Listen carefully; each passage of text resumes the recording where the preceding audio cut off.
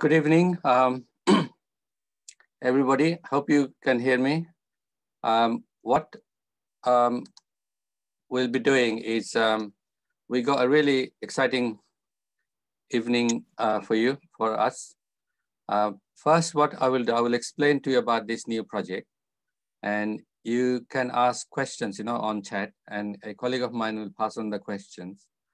And then when we finish, then we will pass on to Sajila. She's the MC tonight for the comedy.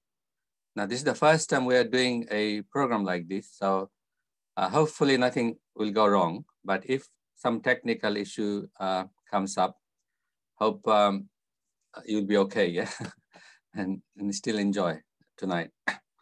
So what I will do, I will start talking about this project first, and I will take you through a slideshow. And then we'll have, I'll try and answer some questions. If you can all stay mute the sound, but if possible, keep the video on. So it's nice to see that I'm talking to actual people, not a blank screen. That will help me kind of,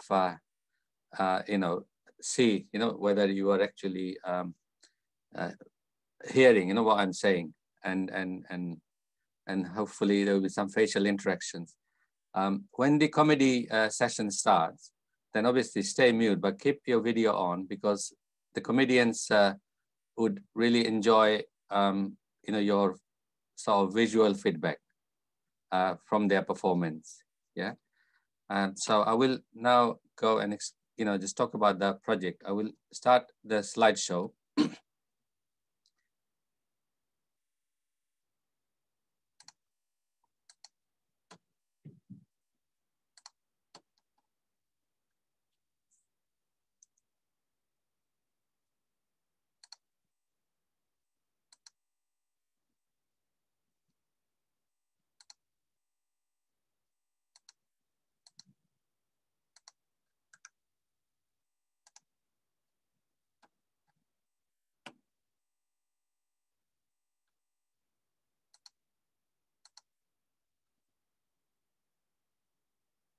Sorry, I'm just admitting some more people to join.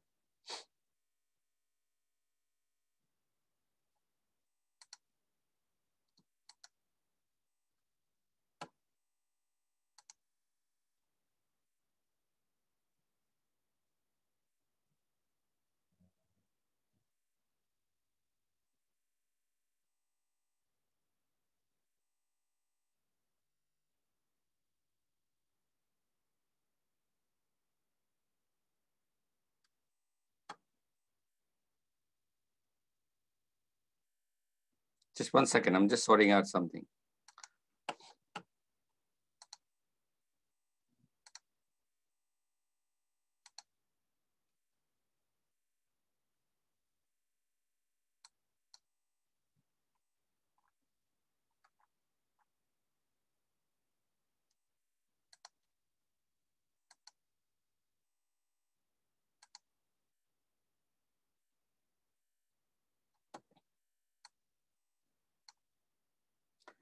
What I will do, I will talk to you about the project, and a little bit later, I will open the slideshow. Well, my name is Mohammed Ahmedullah. I'm the secretary of Brickland Circle.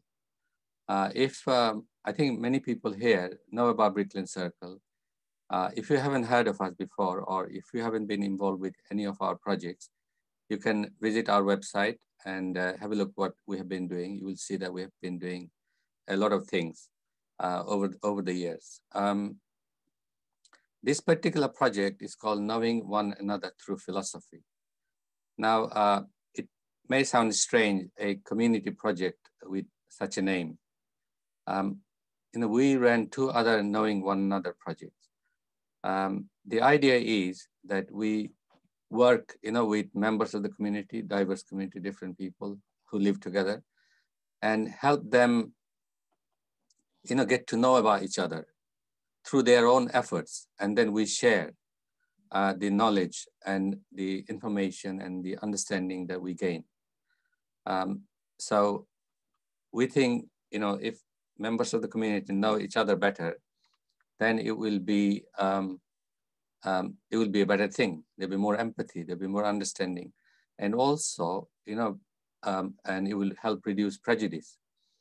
So the first Knowing One Another project that we did involved, us recruiting people from the community and then getting each person to look at a different community and understand their migration and the sub-region and locations where they originally from or their parents. Rather than a big country like say India or Africa or Nigeria, because in each country there are different ethnic groups and religious groups and tribal groups. So, if you want to understand your neighbor, then it would be good if you can understand a bit more about the sub-locations where they come from. So that was the idea. And then, we engaged people and they did a fantastic job. I will go through, show you a bit more when I do the slideshow. And then we had a big, very enjoyable project celebration where participants, presented what they did and what they discovered and what they learned and so on. And when that finished, we developed another one.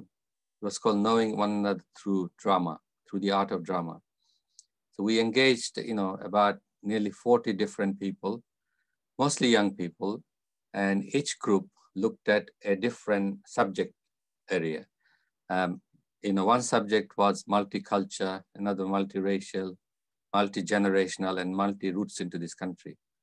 So the people who joined, they talked about their experience, they did some research, and then they came together and developed a drama, a theatrical performance, over a period of 10 weeks for each group, and then they performed.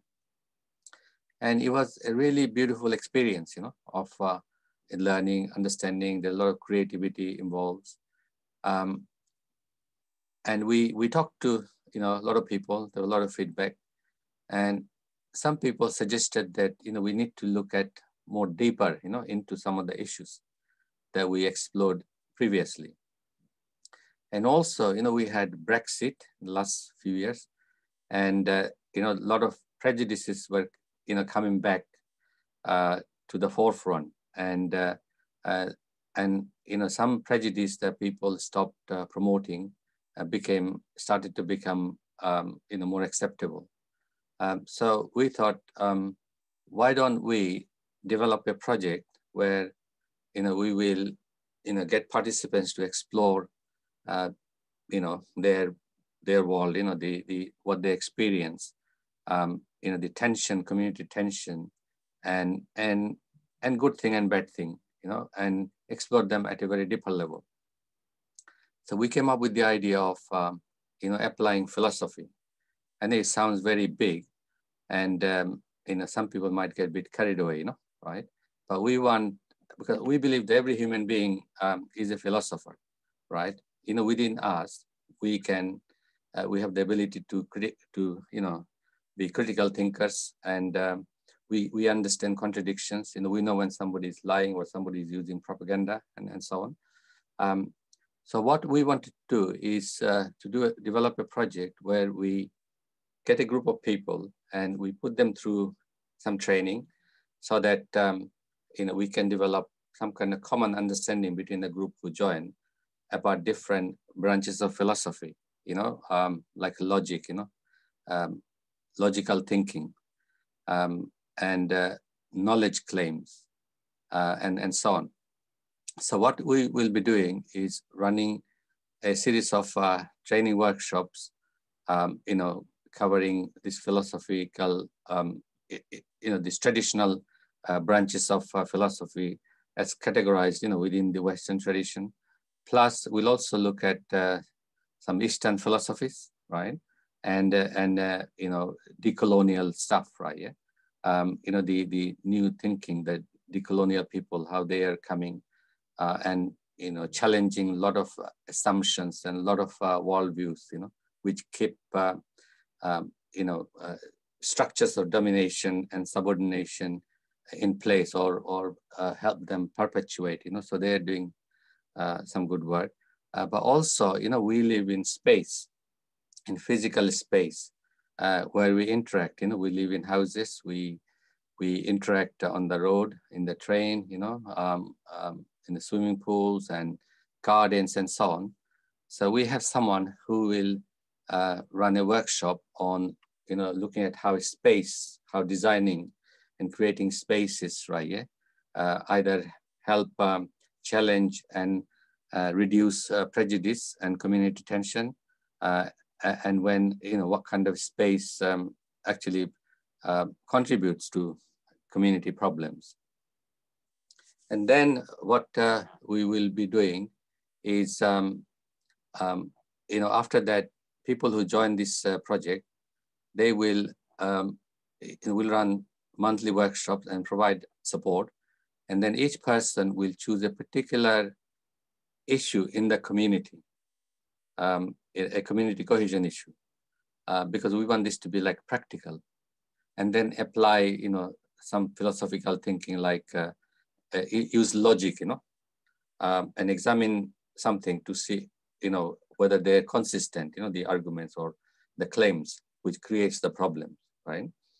And someone else will look at something through like political philosophy, the politics, how society is organized for groups, and the decision making, and how people, make laws, and how they implement laws, and then institutional aspects of things and so on.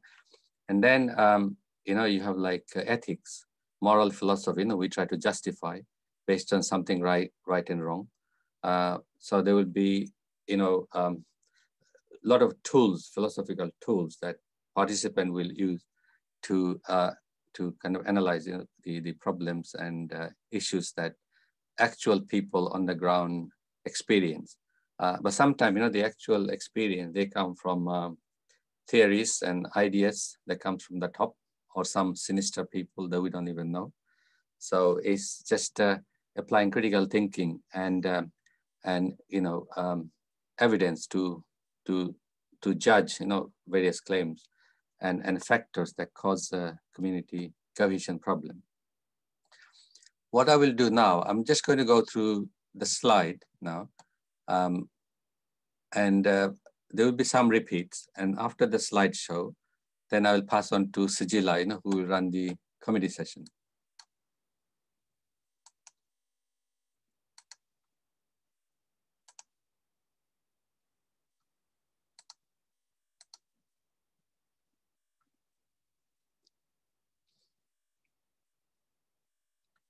As you can see from the slide, the project is called Knowing One Another Through Philosophy. And here we want to engage people from diverse backgrounds to explore community cohesion issues. And the purpose is to help develop greater levels of mutual understanding and empathy between diverse communities, and help build relationships, and dependency between individuals and groups and communities. The idea behind this is that, once people, become dependent on each other for culture, for food, they share, then they become inseparable. This is the first Knowing One Another project we ran. Again, as I was saying, we engaged members of diverse communities and who researched and wrote articles, wrote a chapter in a book, on a different community who lives in London, but their migration stories and cultures and traditions of sub-locations where they came from. And at the end, we produced a nice, lovely book called Knowing One Another. And we had a celebration at Rich Mix Center, with comedy and with, music and dance and participants talking about their experience. So this was the celebration event. And many of you probably don't recognize this food, but we deliberately try to get food from cultures that we are not familiar with, generally speaking, people like me.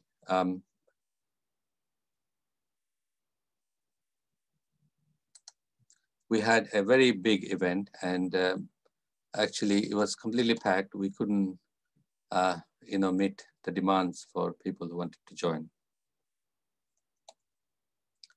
This was the second project we did, called Knowing One Another Through the Art of Drama.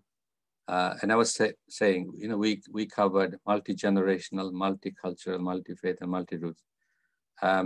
It was all about, you know, the participants, they bringing their experience and exploring, you know, real life experience that they face, and then deciding on some themes, you know, to cover, and then explored them, and, you know, developed scripts, and then they rehearsed, and then they performed. So you can see all the performance actually on our website, and you can also download the book from the website if you are interested. These are some examples of public performance of that project. Now, this project, as I was saying earlier on, aims to utilize philosophy to critically explore community cohesion issues. The focus is on race, culture, ethnicity, and faith. And we will run basic workshops on philosophy.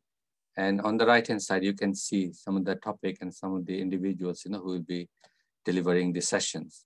The idea is that, you know, we develop some kind of common understanding of how to, you know, look at things from different philosophical perspectives.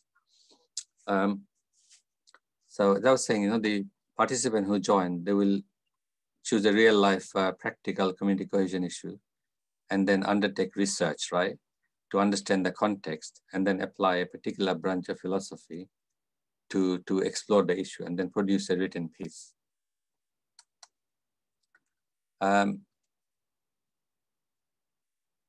Just want to give some examples of recent politics-related prejudices, right? So you have like anti-European, you know, created by Brexit debate. And recently, the strong anti-Chinese, anti-Asian prejudice that some Western politicians, you know, they've been using to undermine China through this COVID-19 have generated a lot of anti-Chinese, anti-Asian prejudice. And there has been violence, you know, in this country, and especially in America.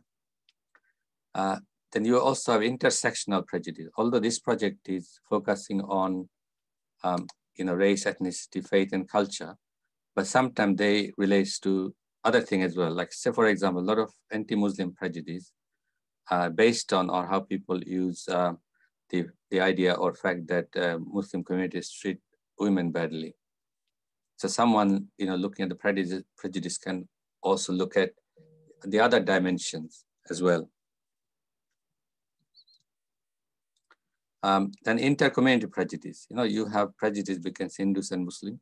In the UK, you know, there are Hindus live, Muslims live. And a lot of this prejudice is based on history and subcontinental politics. And they also influence, you know, community tension, community cohesion issues in this country. Now, some examples of community cohesion issues, right? You know, comes from xenophobia, multi-culturalism, and religious extremism, white nationalism, people living parallel lives, you know, and racism, stereotyping, othering, and creating fake news. The outcomes of the project, we're looking for 10 to 12 written pieces, one each by each participant who will join. And we have to produce an exhibition and a theatrical production.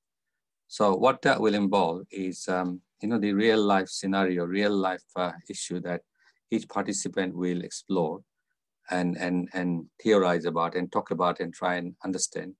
And we'll put all of them together somehow, use, you know, with the help of a theater director, and produce a nice theatrical piece. In terms of support, right, as I said earlier, we'll be providing training workshops. And you have seen the subject that we'll be covering. And after that, we'll have monthly group meetings. Now, at the moment, the group meetings and the training will be, you know, online. But if things improve and these government guidelines allows us, then we will try and organize some physical meetings, you know, in venues. We'll provide one-to-one support. And then there are also some traveling and volunteers expenses, like refreshments and whatever. And just to reiterate, what I will be doing is once this evening is finished, all the people who joined and who booked the event, I will send them an application form and some more details. And then they, if they're interested, then they can join. Actually, it's not the 9th of May, it's 19th of May. I will make that clear, in the email that I will send to everybody. Now, if there are any questions, I will take some questions.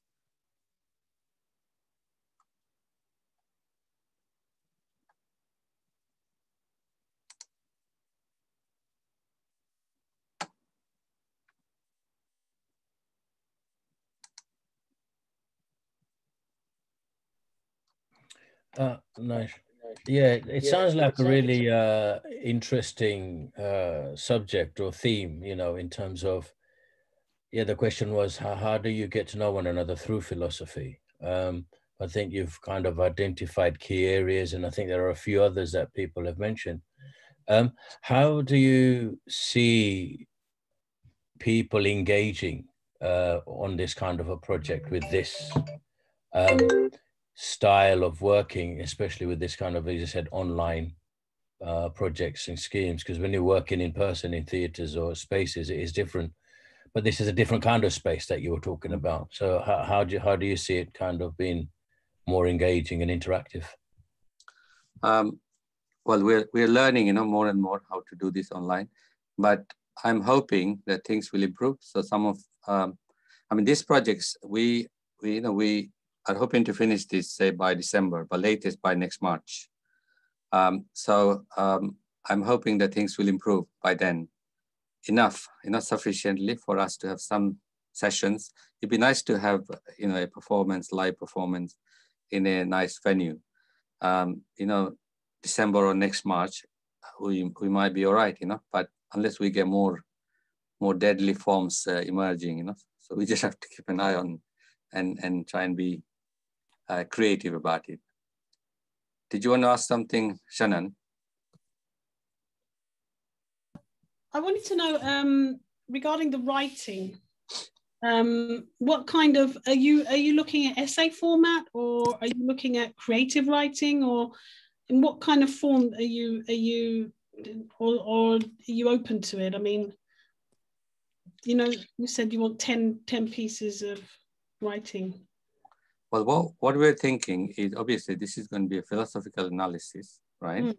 So people, it'd be like an essay form, but if people want to explore, some creative way exploring factual things, right? We will be open to that, right? But we'll discuss with this on an individual basis, once people join and once we go through the training, how they feel that they best might be able to contribute and explore an issue. Yeah. Can you go to Lucky now? Thanks, Mohammed. It does sound like an interesting project. I was just wondering around the research for the piece that individuals take up, where would people be researching for the information, etc.? I think, it will be up to the individual, because it depends on which real life, community cohesion issue that they choose. I mean, they might see something on, they might see something on the news, that a Chinese person got beaten up, and they were called, COVID carrier or something, or responsible for spreading, or starting the disease. But then you can do desk research, through the internet, find more information. If you have Chinese colleagues and friends, or somebody might know some Chinese people, then you can talk to them, ask them, whether they faced the problem and issues and their experience. You can also use the social media to see what other people think about it. So you basically gather evidence, and then you apply one of the branches of philosophy to really try and get to the bottom of the issue. Is that all right? Yeah. Can you go to Saleh? Test Saleh. Yeah. Hello. Hope everyone's well. It sounds like a very interesting sort of initiative. I'm just thinking, are you distinguishing between religion and philosophy, or is that's not an issue? Because I think people tend to mix the two generally when it comes to these kind of matters. So is there any kind of demarcation like that? Religion is, people believe in something, right? Yeah. And within religious tradition, there might be a lot of philosophical ideas and thinking and all kind of things. But this project is about examining issues that we face in today's world, practical, like say children, in the school, how they're coping with, the prejudices and their experience and so on. So just critically analyzing. So using logical thinking, using evidence. When somebody makes some claim, do they have evidence, and what kind of evidence are being used, to promote a particular prejudice. So it's applying critical thinking and evidence, to examine an issue. So it's not about religion or philosophy. Do you understand? Well, no, I think I do, but I'm not sure you can separate the two in that way. Because the two are sort of intertwined when it comes to these matters. Most people do tend to mix the two. If you're talking about ordinary people, obviously in academia, people tend to separate. But I'm just thinking, I'm sure because you mentioned that somebody, if there are some issues, some religious issues causing community cohesion problem, right? Then if someone wants to explore that, then they will have to apply critical thinking to get to the bottom of the issue. Do you know what I mean? To explore what are the religious factors, right? Or religious community or issues are causing the problem. But we can talk about this later on. I just go to another person, yeah, because we don't have too much time. Thank you very much. Ruxana, I think you are next. Thank you. Just quickly, just wanted to go to the chat. There was a few comments on chat. Mm-hmm. So the power of chat, they wrote, cohesion through understanding, harmony through peace, balance through alignment. Fantastic. Nahid says, philosophy is key to moral living. It is a pity we are not taught it at school. Shashray, again, agreeing with that. She runs a philosophy class at secondary school, and there's no, you're never too young to enjoy it. That's paraphrasing. Lucia has asked a question. Do people who do writing do they have to also act? And from my side, I've got a question, which is, will we be given support in writing? Perhaps we don't have the tools to do critical writing. Is there support? So you can take Okay. In terms of, sorry, what was the last question? Could you just repeat it? Just before you ask. Sure. It's will there be support in terms of writing critically and analytically? No, not that one, just one before. Yes. Do the people that write have to also act? No, not at all, right? They can if they want to, right? But they don't have to, right? In terms of support so we haven't planned, to provide training support to help with critical writing, but we can look into this. If we can rearrange bits of the budget, then we will try. And I can do that. Yeah. Okay. Can you go to Ajal Khan now? Hello, everybody. How are you? Hello, Mohammed. Everyone. Hello. Yeah, I was really enjoying, by the way, what you're doing. I just want to ask about the prejudices. I wanted to add homophobia because I've written it down on the chat. I mentioned it in the chat because that's something we don't really you know, engage with as a, you know, predominantly Muslim Bangladeshi community. And, you know, Mohammed, I've worked with you on another project. You know, and I've mentioned this before. It's not you personally, you know, it's a project which you have done, which engage with me. I'm a gay activist, you know, but you know, I would like to see that more, because that wasn't listed in the prejudices. I think homophobia in society as well, in general, in the mainstream, but particularly in the, you know, South Asian Bangladeshi community. So would you be willing to do something on those lines? Just wanted to ask. Well, no, what I was saying, this project is about, you know, culture, race, religion, and so on. But because, say, you know, the issue of raising homophobic things, right? Yeah, it creates problems, you know, within cultures and traditions, and different different perception, and creates community cohesion problem. So if somebody is interested in exploring that, right, yeah, within the framework of, you know, the cultures and traditions and how they influence relations between different communities, then that would be okay. But we want to just, you know, like as I was saying earlier on, you know, how Muslim treats women is also a problem in community cohesion issues, right? Yeah. So there can be intersectional issues, right? So we will discuss this later. About Ruxana, can you? Yes. My other question is, I mean, you have got quite a framework which you kind of are looking at the end product in terms of what we create or what the users create. Is there a word count? Is there a word limit? What's kind of is there a limit? Is there, you need to read this in 10 minutes? That's how long the piece needs to be. Can you expand on that?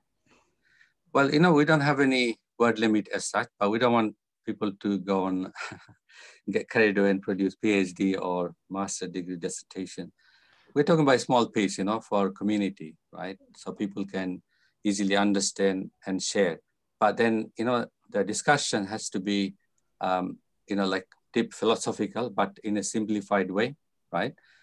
You know, exploring practical, you know, community cohesion issues that people face.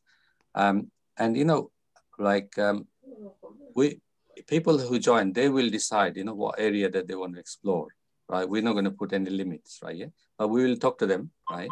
To try and get them to become a bit more focused, right? Yeah, and not do too much, right? Yeah, and also we want pure. We don't want any political activism or anything. We want pure thinking, right? Using critical thinking, rationality, and evidence to explore an issue, and then, you know, then to present, right? So I would say not too big, right? But not you know, half a page or 1 page, right? But we'll discuss all this in the sessions, you know, when we run the training sessions. Thank you. And we've got a few more comments in the chat, if I just read them out. Yes. So Nahid again speaks about Black Lives Matter, as well as if people aren't good at writing, they could draw. The issue of social class is the biggest discriminating factor. And could people make a short video if they are not good at writing? Is that an option? You know, we haven't thought about this, but to be honest with you, right, we can explore all this later on if somebody really wants to do it. But even in the video, you know, they if we allow a video rather than a, you know, an essay form, then they will still have to present the arguments, you know, in a very logical, critical manner, you know, using evidence and challenging and examining and things like that. So I'm sure that would be possible, right? But we can discuss, you know, when people join, right, we can discuss, you know, specifically what each person wants to do, right? And so we'll be very flexible. And it's nice, you know, if people come up with new ideas. And also, like earlier on, you mentioned about a teacher. If a teacher wants to get her school, you know, her kids, you know, involved, you know, on this, right, then they can also be involved with us, you know, through the teacher. And we can discuss with the teacher to see how this might work. Shannon, I think we'll take 2 more. You next, Shannon.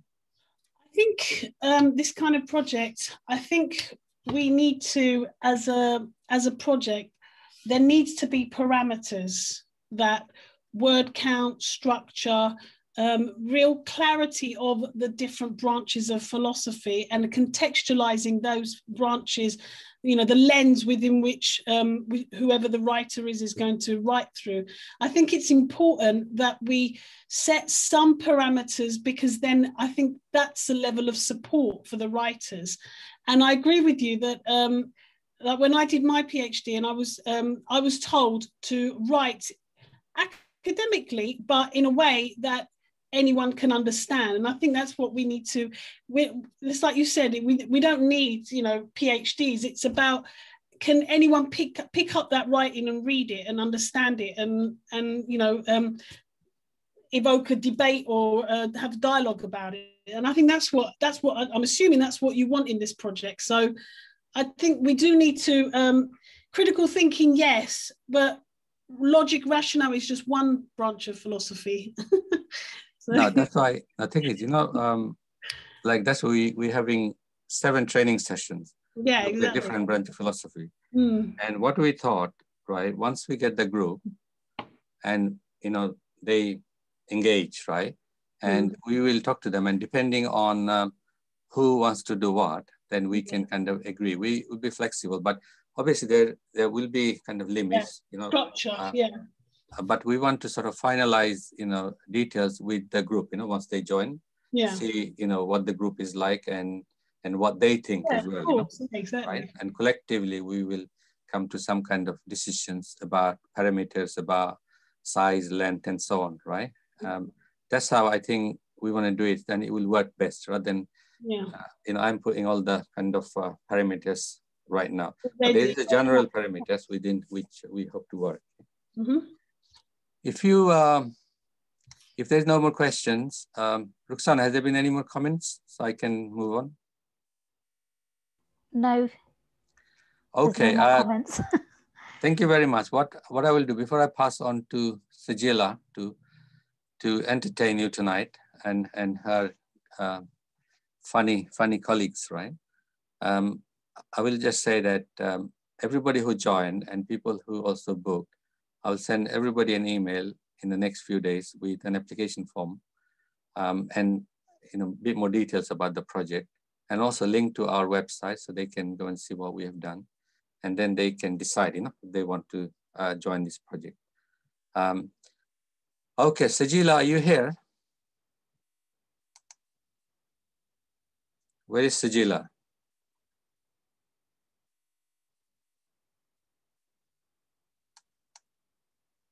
Oh.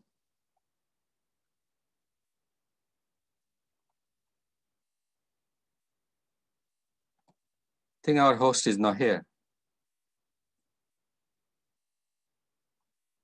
Hi, guys. Hi, can you hear me? Yeah, Dishad, is Sajila here? Yeah, Sajila should be there, but I tell you what, let's, I think Patrick's online now. So if you can get Patrick going on, I'll just say a quick hello to everyone. Hi, yeah, thanks for... I'm here, Dish. I'm here, Mohammed. Yeah. Oh, great, Patrick. Okay, so I'm going to lead you guys. Sorry, so Sajila's going to be with us. I will be contacting her. She's just probably got some technical hitches, but may I introduce you, everyone, to Patrick Moynihan. Without any further ado, I will pass it over to Patrick. Thank you, guys. Thanks very much. Thank you. Thank you, Dish. Thank you, Mohammed. Thank you, everyone. So basically, Sajila would be hosting this.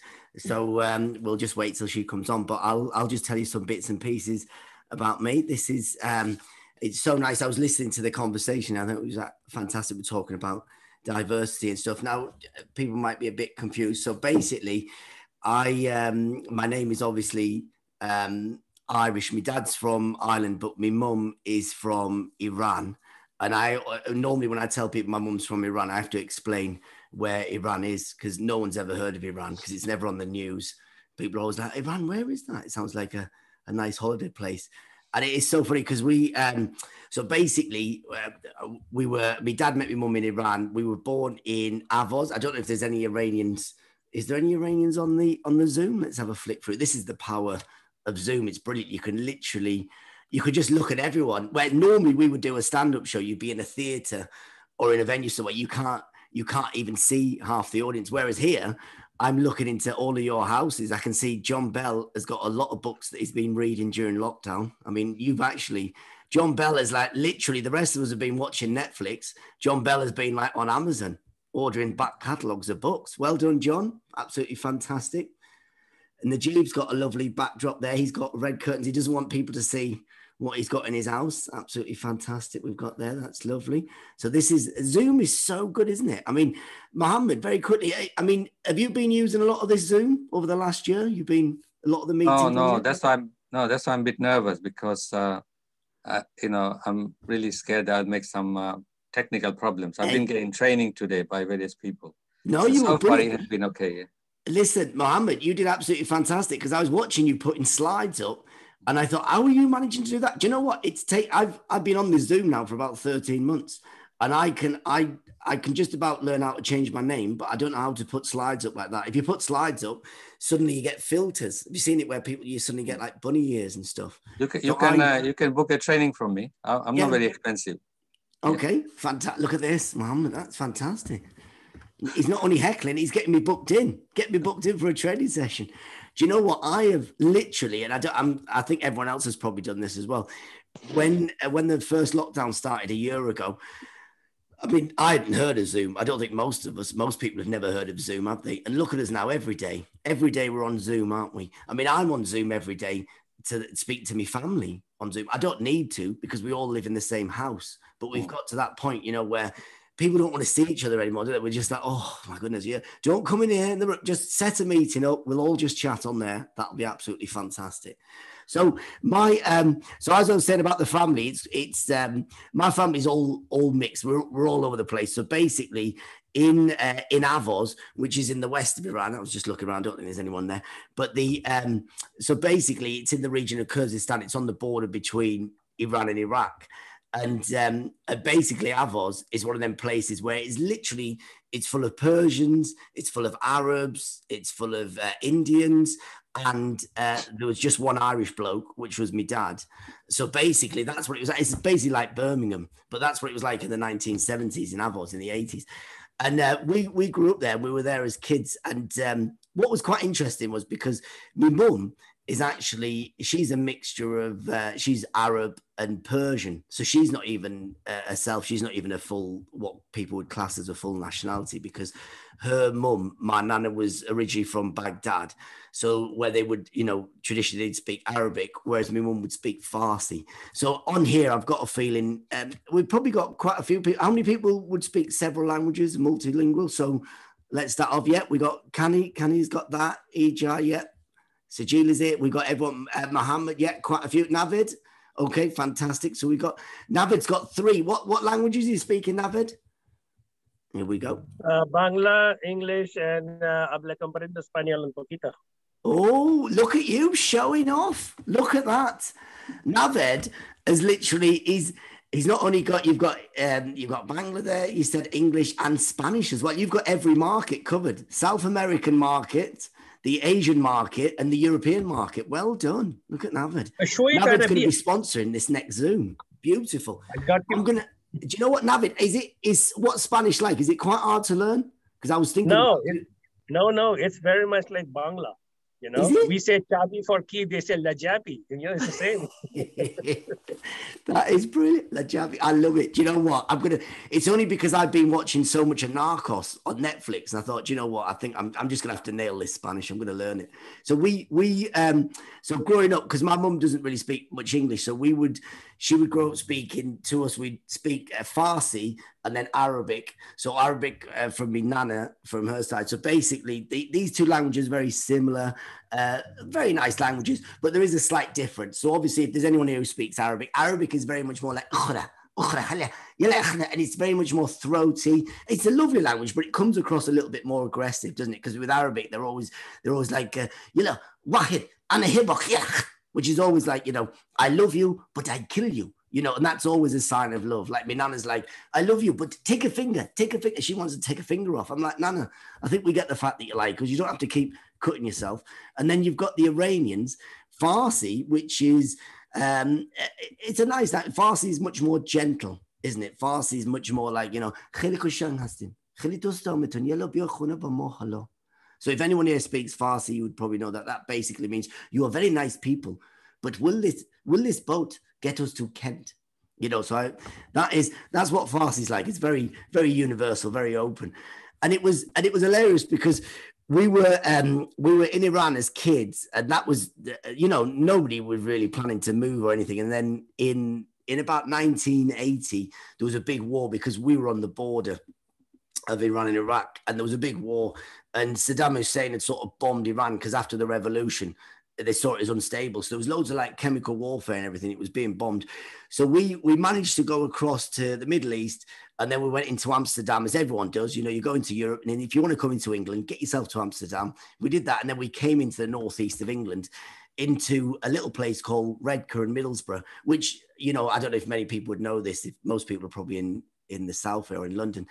And Redcar was lovely. It's like an industrial town. And when we went there, I mean, this is what it was like. Beautiful little small town. And it was very British, very working class, very industrial. And immigration had risen by 900% the week that we went, because all 9 of my family had turned up at the same time. I mean, there was literally no immigration before that. And it was a very local, very nice local little town. And it was hilarious because you had basically the steelworks, and then you had the ICI chemical Wilton plant all around. And that's all it was, the town there. And it was basically one of the only parts of the UK that had constant orange and yellow sky, and it had like acid rain, all because of all the steelworks and the chemical plants. And my mum, she loved it. She was like, you know, even though the locals weren't fussed about it, my mum would love it. She'd stand outside every night and she'd be looking, and she would, this is very nice, very nice. This reminds me of being back at home. I think I can see Baghdad from here. You know, and I was saying to her, I said, Mum, that's not Baghdad, that's Hartlepool. I said, this is like acid rain around here, like this. And she, you know, they would sort of fit in to the areas that we would go. And I think this is what we were talking about, what Mohammed was saying about today, about how the UK, we look at the stereotypes and what's been going on. And it was quite funny because a lot of the people, look, 9 times out of 10, most people around the world, British people, whatever, anyone around the world, you know, we are all travelers in some way, and people are very open to stuff. But you always do get a minority. You'll always get one person who will ruin it for everyone else. You get 1 out of 10. And I remember for me, most people were very hospitable, very nice. But then there was times, you know, she would see a lot of racism, a lot of discrimination. And I think that is one of the things that you see, that, you know, it's always about education, because I think I always just put it down to the era, you know, during the 80s, the 90s, people weren't so much used to seeing it. And a lot of the time we'd walk around, you could, when my mum, because she couldn't really speak much English, and people would just say to her, they'd say, you know, why don't you speak proper English, or you just F off to where you're from. And then my mum would like smile sort of thing. And she would then speak, you know, she could speak like Arabic, Farsi, Kurdish, and Chaldean. So what she would do, she would then tell them to F off in 4 different languages, because there was no way, you know, she couldn't really speak English, but, you know, it was just like, but most of the people were lovely apart from that. And I remember for us, I mean, look, even me dad, who is Irish. I mean, and this shows you, you know, how funny the world is, and how things are changing. Even for me dad, I remember my dad said to me that, you know, when he first came to England, he first came to London, he would go to places you couldn't get in. There was signs up saying no blacks, no Irish, and no dogs. I mean, that was ridiculous. And my dad said to me, he said he'd never use Airbnb again. He said it was awful. He said he'd literally turned up. I said, Dad, because my dad can't really read or write either. And I was like, he'd literally booked a room above a pet shop, and the sign had said no blacks, no Irish, no dogs, sold out. It said only British bulldogs, signed by the manager, Nigel Farage. So it was, and this is the thing that shows you, you know, we're in the UK, which is, look, we're an island, you know, and there was loads of things recently about some people from the right wing and the extreme talking about, you know, there's no black in the Union Jack. And you're going, yeah, but the Union Jack is, the whole point is, you know, the flag isn't about, that doesn't represent the color of the people that live here. That represents, like, the red represents the passion, the blue in the flag is representing the sea, you know, and the same as the white is representing courage and stuff. That does not represent the color of the people that live here, unless they think that, you know, indigenous people to the UK go from white, and then suddenly they get overheated, they get angry, they turn red, and then at the end of the night they turn into like a Smurf, or something, you know, and then they vanish, you know. So we even still in this day and age, you think, oh my goodness, you know, we have so much education, so much, you know, multiculturalism, which you talked about there, where people now, you know, travel so much more. And I remember when we grew up, look, my parents would have, you know, and it's the same for all our generations now. It was 10 times worse for them. For our children or the next future generation, hopefully it won't be anything like this, because most people now are all integrating. You know, it's all fantastic like that. I remember when I was about 14, 15 in Teesside in Middlesbrough, and I remember back then we didn't have the information you have now. You wouldn't, you know, we talked about Zoom, but you wouldn't even have social media back then. There was only the main news outlets. And I remember when I was about 14, 15, it's about 1990, we had the Gulf War. And I remember at school, so at that point, you know, we'd had things like the Libyan bombing, the Lockerbie, we'd had loads of things from the Middle East. It had changed from the Irish being the terrorists to all the Middle East being terrorists. So people hated this straight away. They knew that my family were not only not Irish, but also Middle Eastern. We'd come from the Middle East. So we were like seen as the enemy now. And I remember going to a sports centre. It was on the evening. I was on my own, just walking to a sports centre just to go in to play five-a-side football. And there was a lad there. He was, you know, a couple of years older than me, maybe about 17. He's about a foot tall, 2 foot wide, big lad. He just stood in the door on his own like this. And he looked at me, he went, no. I said, no, what? He goes, no, you're not coming in. I thought, not coming in what? I didn't realize there was bouncers on the door of this like sports hall. He said, you're not coming in. So what do you mean I'm not coming in? I said, and I thought, oh, I'm not going to get involved in this, because I thought, obviously, you know, because the Gulf War had kicked off and all this, and people hated the Middle East people. So I literally just thought, okay, there's a back way into the sports hall. I thought, I'll just walk around and I'll go through the fire exit. And as I turned to walk off, he just shouted, he went, terrorist, like that. And I thought, this must be like his campaign for his fight against terror. Like he's calling, so like he's thinking like I'm a terrorist or something. He just called me that just because, you know, my family were from the Middle East and we were at war with the Middle East, you know, the Gulf War. And it was just a sign of the time. I thought, oh my God, this is just obviously education. I thought, you know, these people, they don't realize, you know, at the time, this is what it's like. You know, we have to hate someone in the UK or anywhere in the world. You go, well, look, they're the enemy, so we've got to hate this person. And it did really baffle me. Anyway, a week later, this guy's house blew up.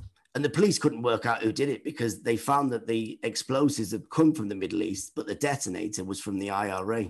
So they were trying to work out who was this Irish Iranian terrorist. Anyway, so yeah, so it was quite interesting. And I think one of the things is, you know, it's really good the way that we've come on now, you know, in terms of, you know, your integration. Look, I live in London now, which is, you know, absolutely fantastic, because in London, it's so funny because I spent most of my first decades growing up in the northeast of England.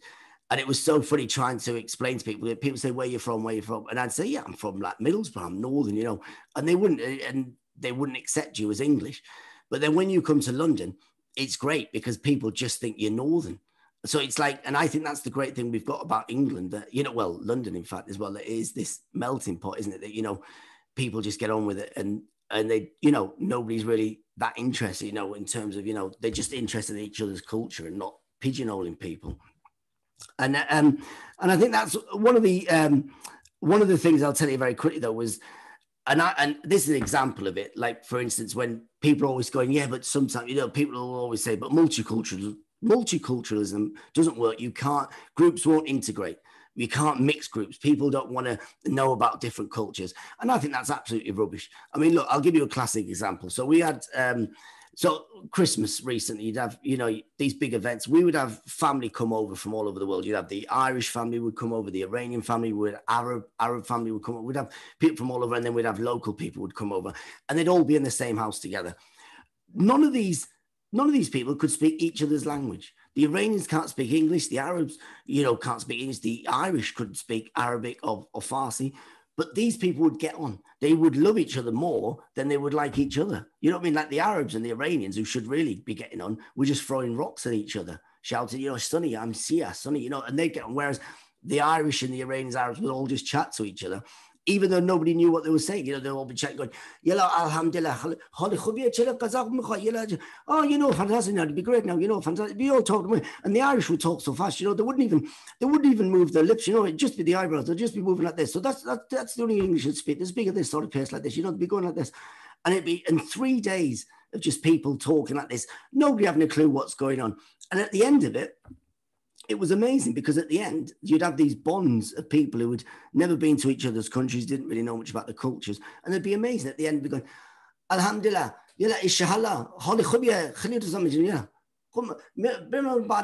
and that would be the Irish. The Irish would be speaking better Arabic than the Arabs. You know, they'd picked up so much of the thing. So I think, you know, if there's any way forward, and one of the things I think you're doing today, bringing people together, I think that's what we've got to do, is get people and lock them in other people's houses for a 3-day event. That's what we've got to do. That is the way to make people come together better. I mean, obviously not force them, but, you know, just put some cake in a house, let them all stay in, have a drink. Don't have a drink if you don't want. Do whatever you need to do. Be absolutely fantastic. And we've got Ejal's here. Good to see Ejal, good friend of mine. How you doing, mate? And Sajila is here. Sajila looks like she's, look at that. Is that is a massive look at house. it. Look at it. It looks, I mean, I live in a mansion in Saudi Arabia. In Saudi Arabia. Live from Saudi Arabia right now. Yeah. That was just a background. How are you, Patrick? It's really very good. Thanks. How are you? Did you have technical, what happened? I kept getting kicked off. You know, go home, it kept saying. But which is quite sort of timely here. Hello, everybody. A big round of applause for Patrick Monahan, everybody. Come on, do these hands of yours. Thank you. Let him hear your love. Come on, let him hear your love. He's one of my favourite people on the UK comedy circuit and international circuit. And I haven't seen him for ages, and it's really lovely, because I always love hearing your life story. We've known each other for years, and I didn't even know he spoke Farsi, and I was like, oh, you know that bubbling you were doing, I thought he was making it up. It was like, no, he's Farsi. It's fantastic. You've been well, Patrick? Yeah, they're brilliant. Thank you. Yeah, I was just saying to Mohammed, just getting used to all the Zooms and stuff like this. But yeah, it's been brilliant. How have you been? You've got your headset and everything. I got my headset. I'm all proud. I'm proud up now for this. I'm all for the Zoom world. But thank you so much, Patrick. That was absolutely awesome. I know you've got another gig to do as well, but stay as long as you can. Hi, everybody. How are you all? Are you all good? I'm sorry, I kept getting kicked off earlier on. I know you've had your PowerPoint presentation. I've been doing these gigs for a few years. Has anybody seen me before? This is, by the way, I'm also deaf, so this is deaf clapping. So if you like things, do this, especially when the acts are on. Can you do it? Come alive, people. Come alive. Yes. We can do that. Deaf clapping, or just show your smiles and your happy faces. That's it. Lovely. Look at Alice. Alice, who doesn't look like an Alice, but hey, we live in those times. So we've got to just accept that Alice identifies as Alice. Hello, Alice. How are you? You good? Yeah, that's my girlfriend's. It's my girlfriend's computer. Yeah. I know what you're doing here. You haven't got a girlfriend. You've just put the name Alice in, right? It's like my usual. It's my cover story. Yeah. It's like unbelievable. Sometimes I just have like girl stuff in the background. Yeah. We're not buying this, Alice, right? We're not buying this. It's lockdown. No one's having relationships in lockdown. But how great is lockdown for Asian families, eh? Asian families. This is perfect for Asian parents, because they know exactly where we all are, right? I can't go. But I'm talking like I'm still young, but I'm the mother. I'm the mother now. And I said to my son, who's a grown up now, how old are you, Alice? Me, I'm 34. So not so young. Alice, and his mum's behind him. And but no, my son's come home. My son's come home with this last lockdown. He's an actor. And I said to him, oh, darling, he's 21, right? And I said, isn't it lovely that, you know, this lockdown, we've really connected. I'm so glad we got to spend this time together. And I really appreciate this last lockdown. What about you? He's like, no, this is the worst nightmare. And I was thinking, of course, if I was 21, I'd be wanting to go out there and, you know, find girls called Alice as well. Yes, I'd be wanting to do that. What is your real name, Alice? Tissue. Hello, Tissue. Tissue. Hello, Tissue, like where you blow your nose on. Yeah. Hello. And I'm just become so British now. Look at me being a racist to you, eh? That's when you know you really assimilated, right? So, no, welcome everybody. I hope you've had a great PowerPoint presentation. The first time I did this do you remember the first time? What did you guys pay me the first time? Do you remember, Mohammed? I'm not telling, right? Yeah, it was in 2008. Yes. Do you remember what you paid me in as I was leaving? Don't tell people, yeah? Don't tell people, yeah. He gave me £1 of cocaine. He said, take this home, share it with your family. Okay, it was disguised in samosas and pakoras, but this is so Asian, because I love doing Asian gigs, because it's just like, you get paid in these things. But I really love doing this. And has anybody seen, you have seen me before, so you might have heard all this stuff before. I'm going to bring the Axel, because I know we've got shortened time, but did you have a good, has it been a good one today on Zoom, if you preferred it? Hands if you preferred it, go like this if you didn't. If anybody wants to come off mic and say they thought it was shit, you can do that, but Mohammed will be hurt. He will be very hurt, so don't do that. I'm very sentimental, I already have a damaged heart. Oh, bless you. Stop eating the pakoras and the samosas. Yeah, exactly. Your heart. Yeah. I just had some gulab jam and rasmalai. That's not good for you, mate. That's not good for you. And I noticed that we're all getting. Are you all dressed just waist up? Because I've still got my pajama bottoms on. No. Yeah. Yeah.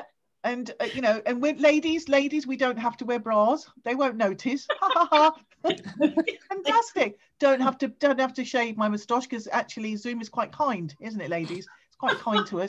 And men, you're all just sitting there in your underpants. Naveed is definitely sitting there with that orange curtain behind him in his underpants. I can just tell he's got that look about him. Yeah. What's with the orange curtain, man? Yeah. Woo-hoo! Bit of leg, ladies. Be easy. We've been in lockdown too long. Naveed, put it away now, Naveed. No, you're getting all the ladies crazy. So listen, guys, we've got to carry on. We've got the next act on. A very good friend of mine, as was Patrick. I just wish I got to introduce him, to big him up as he was, because he's an international star. He should be on the TV. He should have his own program. I absolutely love him. And my son, he used to babysit my son when we were in Edinburgh. Do you remember that? Yeah, many a time. Love it. Yeah, absolutely. Well, this next act, she's been to Edinburgh many times. She's won various competitions. She's a star of the future. Please welcome up all the way from Japan via London. It's Yuriko Katani. Everybody do your dance. Hi. Woo! Can you bring it on? Hi everyone. Thank you, Shajila. How are y'all? Good. Yeah, fantastic. My name is Yuriko Katani, and yes, I am from Japan. So I got this cherry blossom over here to have a feel, because I'm doing lockdown in London. So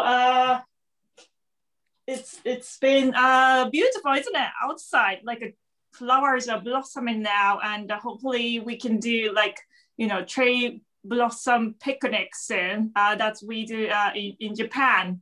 It's called hanami, and it's drink and eat, and it's wonderful. So my name is Yuriko Katani, and before I do my set, I just want to say that thank you very much for having me. This is wonderful. It's I live in London, and it's so multicultural. And learning other culture and in a diversity environment is really I'm helping me, and it's wonderful. And work against prejudice and stuff is just amazing. So I've been learning. Not learning. I've been speaking in English for many years, but still like this. And it's so difficult. English is really difficult. And okay, I'll give you some excuses because lots of you guys are speaking like many languages, and then like nailing so many languages. And I speak Japanese and English, and still struggling. So I'll give you the excuse. For example, it's difficult because we don't have strong swear words. So it took me a little time to understand the concept of that stuff. And sarcasm, love it. Absolutely love it. And thank you very much. I can see everybody laughing. Thank you. Thank you. And so yes, it's been hard, but I love living here. I've been living in Britain for, oh my God, over 15 years, 15 years now. And simply because I really love living in this country, very much so. I'm not being sarcastic here. This is for real. This is for real, everybody. And yes, and it's right now, it's pandemic and there's so much things going on around the world. And Japan's got on serious issues as well, very serious issues. For example, I don't know if you guys heard, our population is decreasing, maybe because I left. I can see everybody laughing. Thank you, smiling, thank you. It's a silly joke, but I'm loving it. So yes, so I've been love living here, but sometimes the things really frustrate me. And can I share one story with you? Thank you very much. So one time I was on a train and one poster caught my eye, and it said, 93.12% of all London Overground trains run within 5 minutes of their scheduled time between 28th of June 2015 to 20th of July 2015. Is this confession? Underneath it said, we are improving a journey on London Overground. Are they apologizing? Because I thought the trains are supposed to be running within 0 minutes of their scheduled time. In Japan, trains are on time, like proper on time. And then, so that morning, I was very tired. So even though I was in a rush hour, do you guys remember rush hour? Once upon a time, we had that thing called, yeah, the vaguely, yes. I really hate rush hour. So, I was on the rush hour, and so I just couldn't stop myself. And I said to the poster out loud, I forgive you. I said that because, as I said earlier, I really love living in the UK because people are more laid back and relaxed than people back home. Yeah, it's nice if everything's so organized, but it's just because Japanese people are living in a busy lifestyle and they don't have time to mess about. That's why everything is needed to be operated efficiently, but I don't want to live like a robot. And there is one word, one beautiful English word I love, and we don't have this word in Japanese. It is ish. Oh, love it so much. So I decided to bring this ish concept back home. So the last time when I went to Japan, I said to my mom, let's meet up at 1-ish. But because we don't have this word, I said to her, let's meet up in between 1:05 and 1:25. I saw her eyes full of confusion and rage. Didn't work, everybody. So let's go back to the train story. So why don't they announce us the train to Brighton is coming in 3-ish? Like days. Or instead of display delayed or cancelled, coming-ish, like question mark. And I believe that this ish culture began long time ago. And it is in people's blood. That's why people are called British. Oh my God, I can see everybody's laughing. Oh, thank you so much. Oh my God, you'd be absolutely wonderful. Thank you very much for having me, and hope to see you again very soon at the event. I'll be available. Please call me. Thank you. See you again soon. Yuriko Katani, everybody. Give a big round of applause for Yuriko Katani. Absolutely amazing. Please do follow her on Twitter, on the Instagram, and she's on Facebook as well. Follow her work. Just don't follow her home, hey? So that's fantastic. So listen, there's another one. There was Alice and Anne. Hello, Anne. Anne, who's Uncle G. Hello. I can see you, Anne.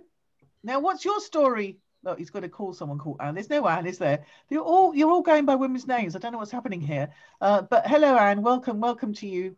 I don't believe there's no Anne there. I don't know who you're calling. Uncle, stop it. You're lying. There's no one there. So listen, I don't know. We're short of time. What time are we supposed to finish here, Mohammed? Maximum 8 o'clock. Yeah. Okay, so let's get going because we've got another act. We've got two more acts left for you. I just want to check in with Asif. Hello, Asif. Hello. Asif, hello. How are you, Asif? I'm loving the cushion. Have you got a sore neck? No, I'm just lying comatose on the sofa. Lying comatose. I'm watching the Ron show in the background, and I got Amadullah in front. He promised me the cat lawyer. He promised you the cat lawyer? Yeah, I'm not a cat. You're not a cat. Okay, Yeah. you're definitely must not be that a cat. guy. That was my favorite week, by the way, on social media, the cat week. And you've got no authority here, Jackie Weaver. So Mohammed Ahmed, you've got no authority here, Mohammed Ahmed, but actually you do, because this is your gig, right? It's your thing. It's your manner. So let's get. Would you like a little bit of music? Would you? Yeah. Yes. Come on, people, come alive. I know you've had a 5,000-hour presentation and you're now having to go into the comedy. I know it's difficult, but we can still do this, people. Only another 5 hours left. Come on, guys, you can do this. Please welcome. I haven't seen them for many years. It's so good. I can see their little faces here. Oh my God, it's been such a long time. It brings my memories back from the lovely circuit. Always a joy to be around them. Please welcome to the Zoom stage. It's Brian and Crystal. Hey. Hey, hello everybody. Hello. Not very well actually, but thanks for asking. I'm Brian, obviously, and this is Crystal, my glamorous assistant. Obviously, she's let herself go a bit. She used to dress up for gigs, but she doesn't bother anymore now. But she still does impressions. Go on, do your giraffe. There you go. It's good, isn't it? She's got loads of those. She's very interested in show business. I said, you stick with me and I'll take you places you've never dreamed of. Yeah, you've never dreamed of this, have you? No. So we've been asked to, apparently there's a few vegetarians here tonight. Is that right? Yeah, a couple of vegetarians. And no vegetarians. Oh, go on, as if you're a vegetarian, aren't you? At the moment, yeah. You won't like this.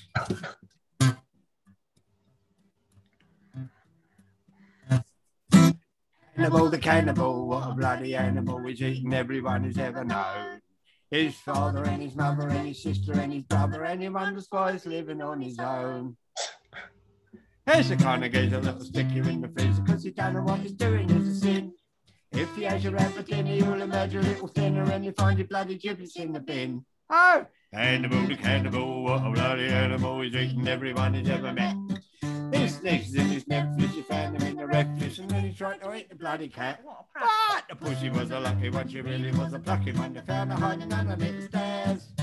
Hannibal sucking her and licking her and plucking her, and all the time spitting out her hair. Cannibal the cannibal, what a bloody animal, he's eating everyone he's ever known. His father and his mother and his sister and his brother, and he wonders why he's living on his own.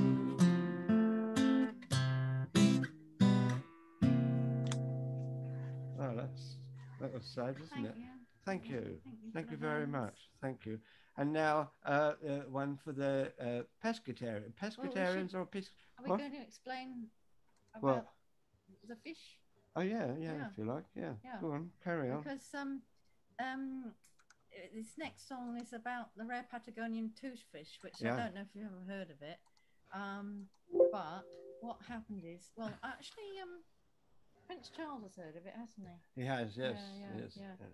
Anyway, So like one of the trees told him about it. Yeah, one of the trees told him about it. So it's quite a big fish. It's a bit strange looking. It's got sticking out teeth and dangly gills and things. But because it's rare, it's protected and it's legal to catch it. It's also worth quite a lot of money. So some Uruguayan fishermen, they set off to the Antarctic waters to try and catch this fish and to make a lot of money. But the Australian Navy found it, you see, and they started chasing them. And they chased it for 21 days, 3 weeks on the news every day. It's very exciting. And they're trying to stop them by sort of shooting across onto the bow, but the seas were too stormy and they couldn't catch them. In the end, the South African Navy joined in, and guess what? What? They caught them. Well, that was a fascinating little story, wasn't it? I thought it was never going to end. About a rare Patagonian toothfish. I thought you were going to go on for another 21 days. Speak at the same time. Will we? There we go. Oh, all right. Here we go. I'm sad and I'm blue, I don't know what to do. I'm a rare Patagonian toothfish. How can I get a kiss when I'm looking like this? I'm a rare Patagonian toothfish. A man on the ship with a hook in my lip. I'm a rare Patagonian toothfish. I'm stuck in the net, people seem to forget. I'm a rare Patagonian toothfish. I'm a rare Patagonian toothfish. I live on my own in the sea. Sad Patagonian toothfish. There must be somebody for me. A hot Patagonian toothfish. I'm really looking to get me a wife. I'm looking to get me a wife. There's nobody there, we're so bloody rare, could take me the rest of my life. Yeah, yeah, yeah, yeah, yeah, yeah, yeah, yeah, yeah, yeah, yeah. Yeah, yeah, yeah, yeah, yeah, yeah, yeah, yeah, yeah, yeah, yeah. I'm a rare Patagonian toothfish. I live on my own in the sea. Sad Patagonian toothfish. There must be somebody for me. A hot Patagonian toothfish. I really don't know what to do. If I had a wish and you'd be a fish and I'd make a meal out of you. You look a bit scrawny, but cause I'm so horny, I think I might settle for you. Yeah, yeah, yeah, yeah, yeah, yeah, yeah, yeah, yeah, yeah, yeah. Thank you very much, ladies, for your attention. Thank you. We appreciate it. I'll hand you back to Sajila. Yeah, back to Nine Damage and Crystal. Woo! Oh, that's brilliant. How have you guys been? I love your background, by the way. Does everybody else love their background? Artwork. They're done by Mr. Damage himself. You did that. That's amazing. So you've utilised your lockdown, and it looks really impressive at the back, doesn't it, guys? It looks really cool. I might use that as my backdrop if you tell me a photo of it. Damageart.com. Oh, bless you. Thank you so much. That was brilliant. So yeah, we move on. Alice, are you? So you've got a girlfriend, and then there's Anne, who's also got a girlfriend, who we haven't seen yet. Where's Anne gone? Has Anne left the building? I can't. Hang on, let me just scroll. Can anyone see? Anne, can you speak? Or do you need Anne to open the mic for you, like most Asian men need their women to do stuff for them, huh? Oh, just a joke there, people, just a joke, just a silly joke, because we've all developed, we've all moved on, haven't we, people? We have. So listen, we have got one final act, and he's come all the way from Bangladesh. So I don't know if he's here. Is he here? Let me just... I'm here. Oh, you're here. Oh, it's you with your hairy legs. Okay. Oh, that's why you got the curtain. Oh my God, of course. So are you actually in Bangladesh, Naveed? I am. I bet you're not. I bet you're actually in Dagenham, and that's just orange curtains, right? And you're just making out that he's live from all the way from Bangladesh. Now, last time we worked together was in Edinburgh, wasn't it? And he came and did it. Yeah, came and did it on my show. And we said, oh, look, let's like put you on for 10 minutes. And then 3 hours later, we had to drag him off the stage because it was classic Asian timing. Am I right? But no, I'm joking. But I'm so glad to see you, man. It's been a long time, and we are going to end the day. So the stage is yours. So do what you like. Please welcome. It's Naveed Mahboob, everybody. Woo! Thank you very much. Actually, this is my chance to make up with Sajila, because I think it was like 8-10 years ago that I ran the light. I actually didn't see the light. I wasn't wearing my glasses. And she was so hopping mad. She didn't talk to me for 10 years. So I thank you, Amadullah, for letting me on the show. And I've been messaging her and Dishad and everything. And believe me, I actually have a timer over here. I'm going to finish exactly at 9 minutes and 45 seconds because my time is 10 minutes. But actually, I am in Dhaka, Bangladesh. And believe it or not, the whole country is in full lockdown now. I kid you not. We are in full lockdown. We are having a second wave, and just like the Spanish flu. And but we just didn't take coronavirus seriously. That's how it is. We just had April Fools, and Corona is still doing April Fools with us. That's how it is. And Corona is just breaking all records over here, just like Usain Bolt. And we all have been taking the vaccine. You know, we are taking the AstraZeneca, the one that's causing blood clots, and that's the only way we're going to be reducing the population here in Bangladesh, by taking this AstraZeneca vaccine with the blood clots. And you know what happened? Can everybody hear me, by the way? Yes. Yeah.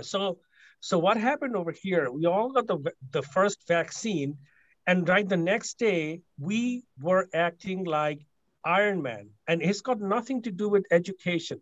My mom lives next door. She's a university professor. She's British educated. She's got a PhD from the London University College of Education.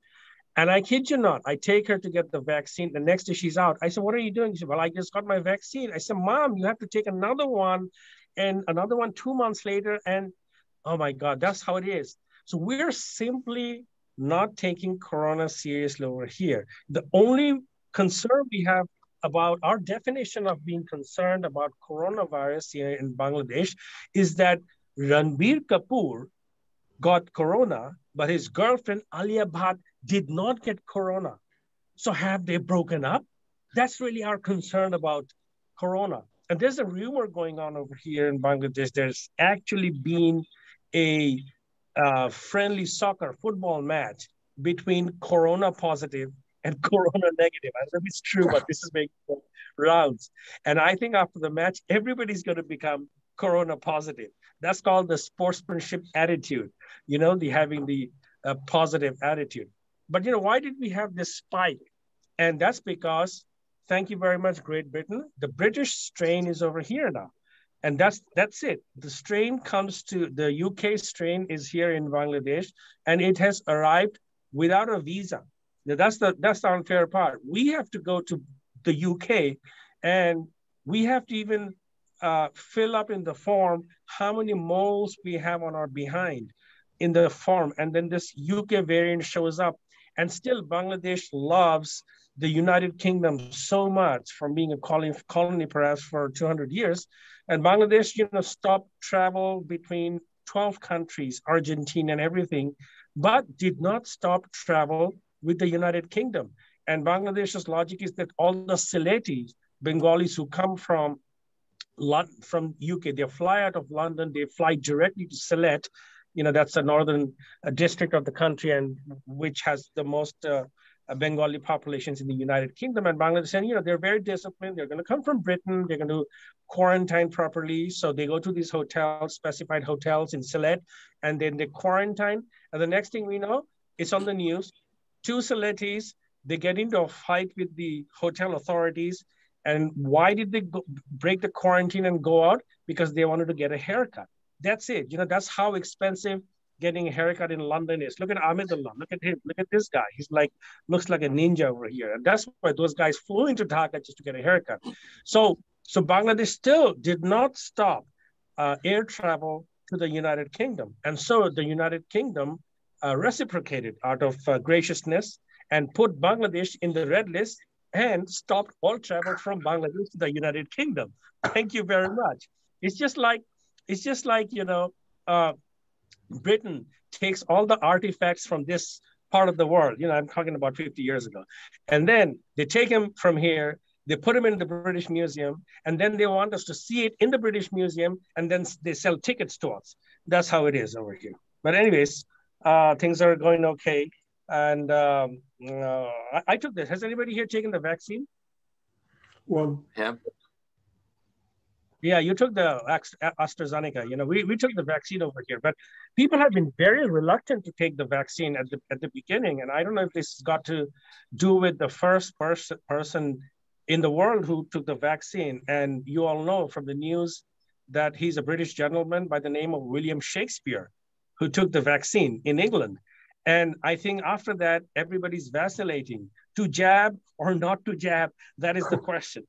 Nobody wants to take the vaccine over here. You know, the government was giving a free vaccine. Nobody wanted to take, everybody was so scared. You know, we're so skeptical over here about the vaccine. Oh, I'm not sure what's in the vaccine. Yeah, we Bangladeshis are saying, I'm not sure what's in this AstraZeneca vaccine. You know, we're the ones who spend 5 pence on street side beef burger, not knowing what's inside that. And we're still concerned about this, what's inside the vaccine. And some people are saying that, you know what, it's only 60% effective. I say, yeah, sure, it is 60% effective, but it will be 95% effective as soon as you put your picture on social media. So this was the trend. Everybody was putting their picture on the social media. I did that too myself over here. And so we've had a sufficient supply, but still there were skeptics. There are some people who were saying, you know what, it's only 95% effective. Now, there's a 98% probability of surviving if you get COVID. So why take a vaccine which is only 95% effective? Well, the logic is that there is a 95% probability that you fall in that 2%. That is the reason you take the vaccine. So anyways, we were taking the vaccine, and no, there's also a question of status, you know, which vaccine you're taking. You know, if you're Johnson & Johnson, you have to take only one jab, and, you know, everybody's, ooh, you know, you're fine. And then, you know, we're kind of at the bottom of the totem pole over, or rather the food chain over here. You're taking the AstraZeneca, you know, European Union has banned that. And so whatever it is. So anyways, here we are all over here, locked up. This is my home. This is my studio. I've been here. And but I have to say that the United Kingdom is actually continuing to entertain us. And recently there was this interview on Oprah by Meghan and Harry. I think everybody's got a smile over there. But I think, you know, this Meghan, she is karma. I think she's karma, because the British monarchy for hundreds of years ruled Africa and America. And now this African-American lady is ruling the British monarchy, I think. And it's been very depressing over here during this COVID time. You know, you're home, you're depressed, people are losing their jobs, many people are frustrated, I'm not getting a promotion. But here's what I say. Look at Prince Charles. If you're down in your career, look at Prince Charles, you know. He has been waiting all his life to get a promotion. So just look at him. Just look at him and you'll be happy. I shouldn't be talking anymore about this. But, you know, kids, I've got 3 kids, and there was a Japanese comedian. She was very funny over here. And so I've got this Japanese friend. You know, he also has 3 kids. I've got 3 kids. And so first time we met, I asked him, so are they boy, girl, what is it? She says, oh, they are triplets. This is called Japanese efficiency. So 3 kids. Oldest is in grade 9, middle one is in grade 2, and the youngest one is in diapers. That's what it is. Smart kids, but I have to say that, you know, they're all doing school over Zoom. And I tell you one thing, that what my youngest kid does is just shuts off the video all the time. And, you know, they're brutally honest. Says, you know, teacher, you're boring. And that's, and by the way, I'm also a late night TV show host over here. So I'm like the poor man's Jimmy Kimmel. And this is my studio. I have a chroma screen over here. See that? And I do my filming over here. And I'm actually wearing a suit on top. And at the bottom, I am actually wearing shorts, or what they call a lungi. But anyway, 9 minutes and 45 seconds before Sajila shoots me. That's my time. Good night. I'm done. Oh. Hey! Hey! Please give it up for Naveed Mahboob. And I thought it was really brilliant. That was fantastic. Come on, show him some love, people. That was fantastic. How are you, Naveed? I'm fine, thank you. How are you? All right, good. And so you're talking about, so you've had the AstraZeneca, I've had the Pfizer. Yeah. And oh man. You're way up there. Oh yeah, the Pfizer, man. Pfizer. Look at the mansion, the Pfizer. I got the Pfizer. But everybody's, you know what it's like? I lost my hair. I took the AstraZeneca, I lost my hair.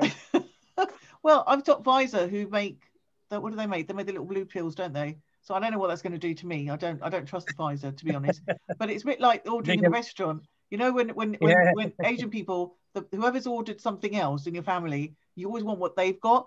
And that's what it's like with the jab. But anyway, please, ladies and gents, we'll give it up for Naveed Mahboob. What a wonderful trooper coming all the way from Bangladesh. You also saw Brian Damage and Crystal, Yuriko Katani, and Patrick Monaghan. And of course, I was your hostess today, Sajila Kershi. I just want to big up Muhammad, right? He's been organizing these for so many years, written books. He's such a lovely man, and joke and jest and stuff, but he's always a great host. So can you all show him some proper love here?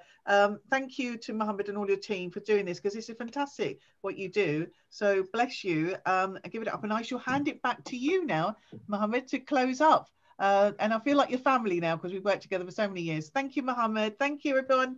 Bye. And Muhammad. thank you. Right. Just to, how do I get back? Can you see me? Yeah, we see you. Yeah, okay. Anyway, just to thank everyone for joining. Hope you enjoyed the entertainment. Also, I hope you have got good amount of information on the project. And if you write to us, we can give you more information. I will send everybody an email in the next 5 days with details of the project and application form, and so you can think about and join. And we'll start the training sessions 1st of June. But before that, last week in May, we'll have our induction for the people who will join and explain to them and discuss with them how the project will run. So yes, thank you everybody and the comedians.